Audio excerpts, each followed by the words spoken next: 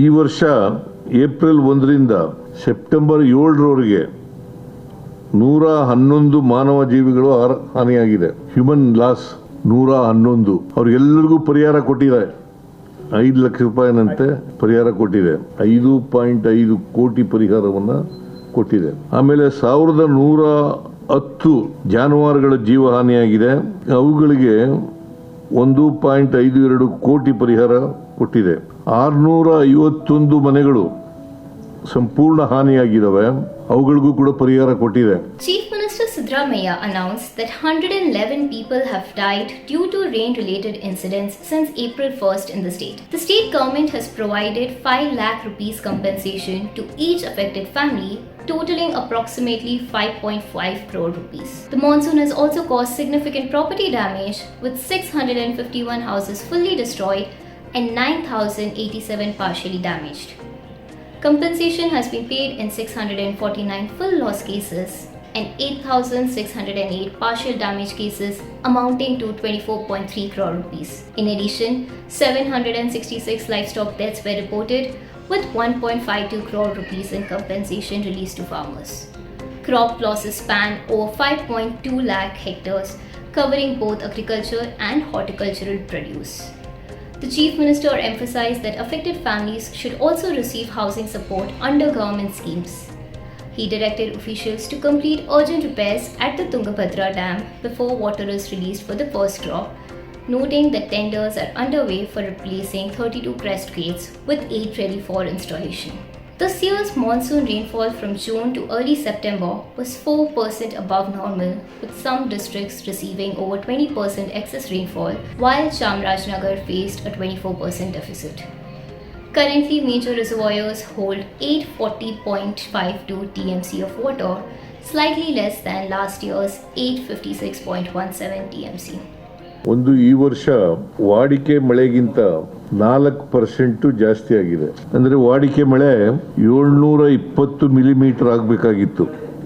June 1ರಿಂದ September 6ನೇ ತಾರೀಕಿನವರೆಗೆ 721 millimetre ಮಳೆ ಆಗಬೇಕಾಗಿತ್ತು. ಆದರೆ ಮಳೆ ಆಗಿರ್ತಕ್ಕಂಥದ್ದು 753 ಮಿಲಿಮೀಟರ್. ಕಳೆದ ವರ್ಷ 885 ಮಿಲಿಮೀಟರ್ ಮಳೆ ಆಗಿತ್ತು. ಕಳೆದ ವರ್ಷ ಇನ್ನೂ ಜಾಸ್ತಿ ಆಗಿತ್ತು. ಈ ವರ್ಷದ ವಿಶೇಷ ಏನಪ್ಪಾ ಅಂತಂದ್ರೆ ಎರಾಟಿಕ್ ಮಳೆ ಆಗಿದೆ.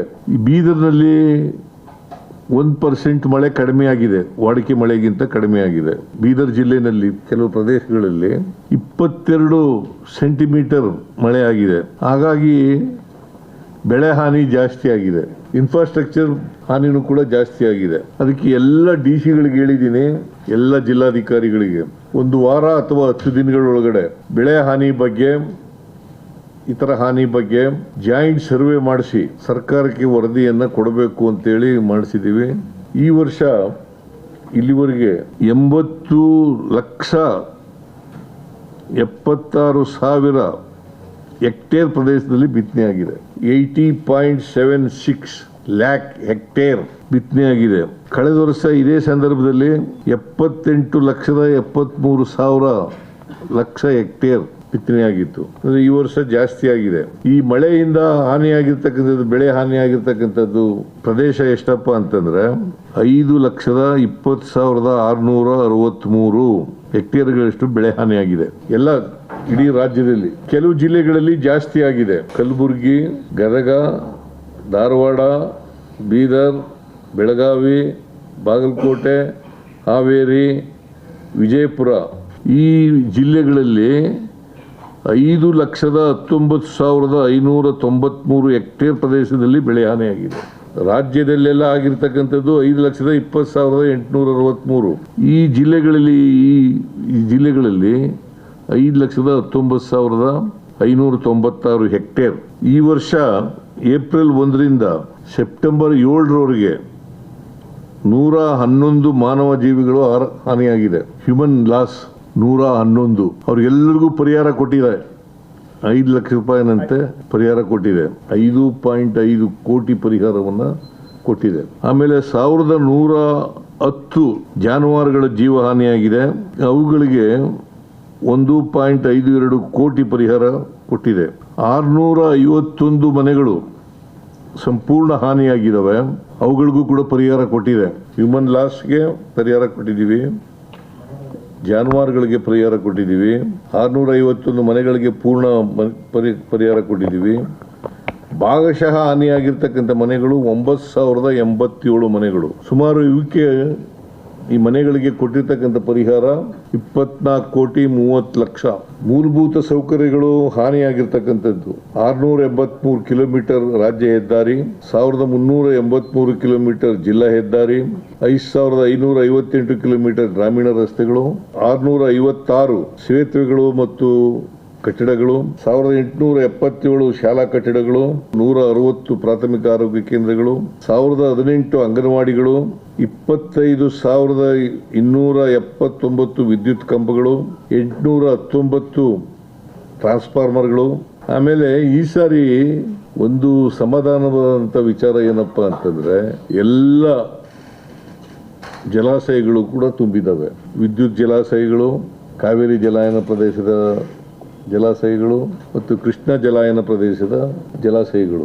ಎಕ್ಸೆಪ್ಟ್ ತುಂಗಭದ್ರಾ ಮಾತ್ರ 80 TMC ನೀರಿಗೆ ಮಾತ್ರ ನಿಲ್ಲಿಸಿದ್ದೀವಿ. ಕಾರಣ ಯಾಕಪ್ಪ ಅಂತಂದ್ರೆ, ಅಲ್ಲಿ ಗೇಟ್ಗಳು ಡ್ಯಾಮೇಜ್ ಆಗ್ತವೆ ಅಂತಕ್ಕಂಥ ವರದಿ ಇರೋದ್ರಿಂದ, ಸೇಫ್ಟಿ ಪಾಯಿಂಟ್ ಆಫ್ ವ್ಯೂನಿಂದ 80 TMC ನೀರು ಮಾತ್ರ ನಿಲ್ಲಿಸಲಿಕ್ಕೆ, ಸಾಮಾನ್ಯವಾಗಿ 105 TMC ನೀರು ಅದರ ಕೆಪಾಸಿಟಿ ಇರ್ತಕ್ಕಂಥದ್ದು ತುಂಗಭದ್ರಾ ಜಲಾಶಯ. ಆಕ್ಚುಲಿ ಇದರ ಜಲಾಶಯದ ಕೆಪಾಸಿಟಿ ಇರ್ತಕ್ಕಂಥ 130 TMC. ಅದು ಹೂಳು ತುಂಬಿಕೊಂಡಿರೋದ್ರಿಂದ ಸುಮಾರು 30-35 TMC ನೀರು ತುಂಬಿಸೋಕ್ಕಾಗಲ್ಲ.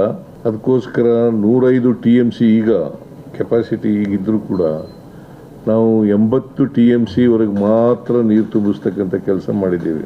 ನಮ್ಮಲ್ಲಿ 841 TMC ನೀರು ನಮ್ಮ ಅಣೆಕಟ್ಟುಗಳಲ್ಲಿ ಸಂಗ್ರಹ ಆಗಿದೆ. ಆಮೇಲೆ ಜಿಲ್ಲಾಧಿಕಾರಿಗಳ ಈ ಸಾರಿ ತುಂಗಭದ್ರಾದಲ್ಲಿ ಅಣೆಕಟ್ಟಿನ ಗೇಟ್ಗಳನ್ನೆಲ್ಲ ಬದಲಾಯಿಸಬೇಕಾಗಿರೋದ್ರಿಂದ ಅನುಮತಿ ಈಗಾಗಲೇ ನೀಡಿದ್ದೀವಿ.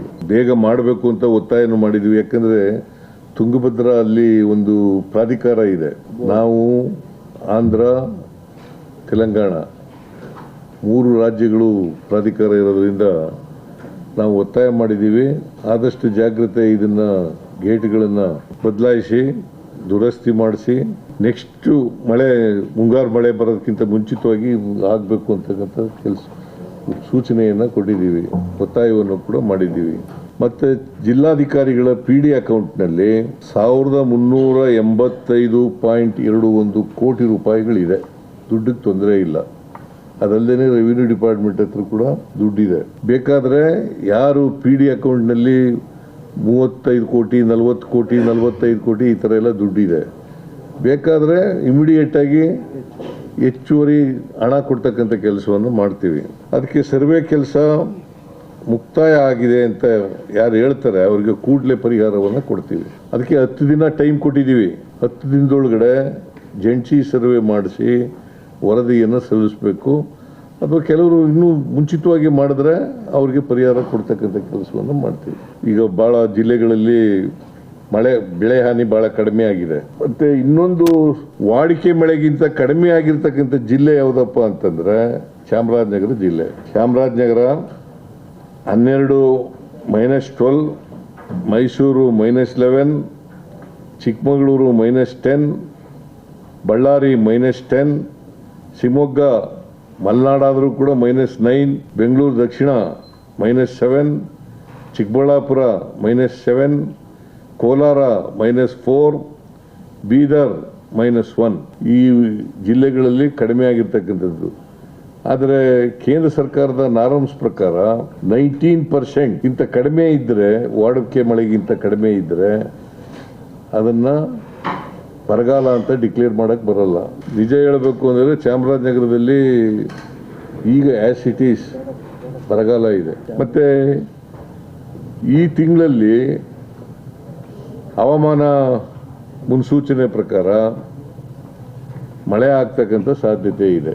ಅದು ಮೇಕಪ್ ಆಗಲಿಕ್ಕೆ ಸಾಧ್ಯ ಇದೆ. ವಾಡಿಕೆ ಮಳೆಗಿಂತ ಜಾಸ್ತಿ ಆಗಿರ್ತಕ್ಕಂಥ ಜಿಲ್ಲೆಗಳು 6 ಜಿಲ್ಲೆಗಳು, ವಾಡಿಕೆ ಮಳೆ ಆಗಿರ್ತಕ್ಕಂಥವು 24 ಜಿಲ್ಲೆಗಳು, ಕೊರತೆ 1 ಜಿಲ್ಲೆಯಲ್ಲಿ ಮಾತ್ರ ಚಾಮರಾಜನಗರ ಘೋಷಣೆ ಮಾಡಬೇಕಾದ್ರೆ ಮಳೆ ಸೆಪ್ಟೆಂಬರ್ ಅಕ್ಟೋಬರ್ನಲ್ಲಿ ಮಳೆ ಬರ್ತದೆ. ಒಂದು ವೇಳೆ ಬರದೇ ಹೋದ್ರೆ ನೋಡೋಣ, ಬರ್ತದೆ ಅಂತಕ್ಕಂಥ ವಿಶ್ವಾಸ ಇದೆ.